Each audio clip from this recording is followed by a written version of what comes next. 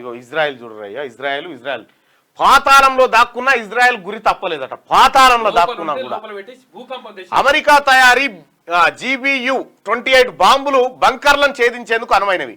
వీటిని bunker buster బాంబులు అని పిలుస్తారు. ఇవి మొదట జరిగే ఒక పేలుడుతో కాంక్రీట్ స్లాబుల్లోకి కొంతమేరకు చొచ్చుకు వెళ్తాయి. ఆ తర్వాత మరోసారి పేలుతాయి. తద్వారా స్లాబ్ను పూర్తిగా ఛేదించగలుగుతాయి. కానీ 6 అంతస్తుల భవనం దాని కింద 3 లేయర్లు కలిగిన బంకర్ను ఛేదించాలంటే చాలా బాంబులు కావాలన్నట. ఇక వీళ్ళ కథ చూద్దాం ఇదేందో. క్షిపణి బాంబు దాడుల్ని తట్టుకునేందుకు ఉండాల్సిన మందం కంటే 1.5 రెట్లు మందంతో బంకర్పై 3 లేయర్లను నిర్మించారు.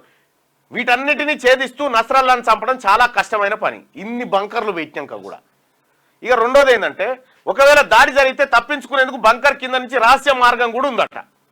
Hezbollah chief Hassan Nasrallah bunker అత్యంత దుర్భేద్యమైనది. పైన 6 అంతస్తుల భవనం ఉండగా భూగర్భంలో 2 సెల్లాల కింద ఈ బంకర్ ఉందట. బంకర్ లోపట ఉన్నట్టు. ఇంకా ఆయన ఈ విషయం ఏంటంటే, నస్రల్లా ఈ బంకర్లో ఉన్నప్పుడు బంకర్ను ఎలా ఛేదించాలనే దానిపై ఇజ్రాయెల్ పైలట్లు ఎన్నో ప్రయోగాలు చేశారు. కొన్ని నెలల పాటు శిక్షణ పొందారు. నస్రల్లా ఈ బంకర్లోకి ప్రవేశించాడని ఒక ఇరానీ గూఢాచారి ద్వారా ఇజ్రాయెల్ నిఘా సంస్థ మొసాద్కు సమాచారం అందించింది. మొసాద్ అంటే ఏంటంటే అది అత్యంత టెక్నాలజీని ఉపయోగించేటువంటి సంస్థ. ఇక్కడ ఇజ్రాయెల్ వద్ద F-15I, F-16I, F-35 యుద్ధ విమానాలు ఉన్నాయి. వీటిలో F-16, F-35 కాస్త చిన్న సైజువి. F-15I భారీ ఎత్తున ఆయుధాలు మోసుకెళ్లగలిగే పెద్ద విమానం కావడంతో ఇజ్రాయెల్ దాన్ని ఎంచుకుంది. ఇంతవరకు వైమానిక యుద్ధంలో F-15 ఏ ఇతర విమానం కూల్చలేకపోయింది. ఒకవేళ బీరిట్లో లెబానాన్ విమానాలు ప్రతిఘటించినా వాటిని ఎదుర్కొనేందుకు కూడా F-15 బాగుంటుందని ఇజ్రాయెల్ భావించిందట. ఇక ఆ తర్వాత ఏం జరిగిందంటే, అమెరికా తయారీ ఇదే ఇప్పటిదాకా మనం చూసుకుంది. ఆ తర్వాత నస్రల్లా సమాచారం అందగానే హడ్జరీం ఎయిర్ బేస్ నుంచి 7 F-15I యుద్ధ విమానాలు బయలుదేరాయి. దాడికి పెద్ద ఎత్తున బాంబులు అవసరం కావడంతో 3 విమానాలు పూర్తిగా బాంబులే అమర్చారు. మరి లెబానాన్ యుద్ధ విమానాలు వీటిపై దాడి చేస్తే వాటిపై ప్రయోగించగలిగే ఎయిర్ టు ఎయిర్ క్షిపణులు అమర్చేందుకు వీటిలో ఇక చోటు లేదు.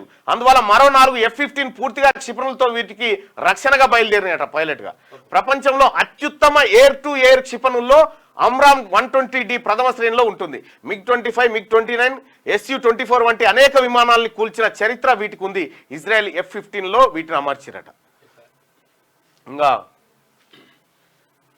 నస్రల్లా భవనం పైకి F-15లు చేరుకోగానే దాడి చేయాలంటూ హడ్జరీం ఎయిర్ బేస్ నుంచి వాటికి ఆదేశాలు అందాయి. ఆ వెంటనే ఫైటర్ పైలట్ కెప్టెన్ GBU-28 బాంబులను ఆ భవనంపై జారవిడిచారు.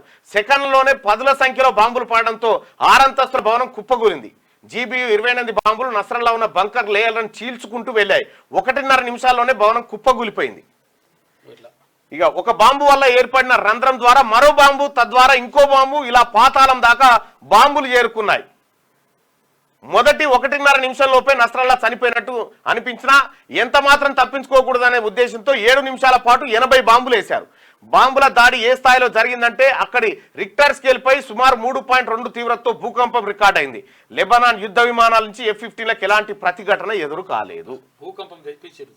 ఫస్ట్ 6 అంతస్తులు పైన, కింద 2 అంతస్తులు భూమి లోపల, దాని కింద మళ్ళా సొరంగం. దీన్ని ఎట్లా కొట్టిరంటే, ఫస్ట్ ఒక రాకెట్ ఇస్తే ఫస్ట్ స్లాబ్ను వలగొట్టింది. ఆ పలగొట్టిన స్లాబ్లకే మళ్ళీ ఇంకో రాకెట్ ఇది, అది ఇంకో స్లాబ్ వలగొట్టింది. అక్కడి నుంచి ఇట్లా ఇట్లా ఇట్లా బంకర్ లోపల దాకా వలగొట్టిరట. ఎంత ఇజ్రాయెల్ అంటేనే ఇగో గట్లుంటుంది చూడు. హిజ్బుల్లాకు మరో దెబ్బ, కమాండర్ కౌక్ కూడా హతమైపోయిందట. వాము. క్యూ న్యూస్ ఛానల్లో పనిచేయటకు అనుభవం గల సీనియర్ వీడియో ఎడిటర్స్ కావాలను సంప్రదించవలసిన నెంబర్ 8688926084. qnews@gmail.com ను సంప్రదించండి. లైక్ చేయండి.